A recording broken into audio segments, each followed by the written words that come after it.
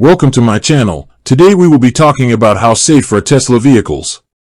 Tesla has a reputation for building some of the safest cars on the road, and this is backed up by top safety ratings.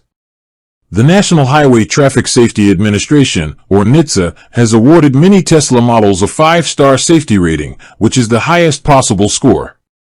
This is due to their unique design, with a low center of gravity from the battery pack, which reduces the risk of rollovers. They also have large crumple zones to absorb impact and a fortified structure to protect occupants. Beyond crash tests, Tesla vehicles are equipped with a suite of active safety features. These include automatic emergency braking, forward collision warning, and lane departure avoidance. These systems use cameras and sensors to help prevent accidents before they happen. However, there are some important considerations. The name autopilot can be misleading, and regulators have noted that some drivers may become overconfident and not pay attention. In some studies, Tesla vehicles have shown a higher fatal crash rate per billion miles driven than the national average, though this is a complex statistic that can be influenced by driver behavior and other factors.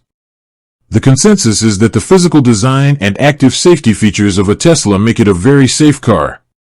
But like any vehicle, its safety ultimately depends on a responsible and attentive driver.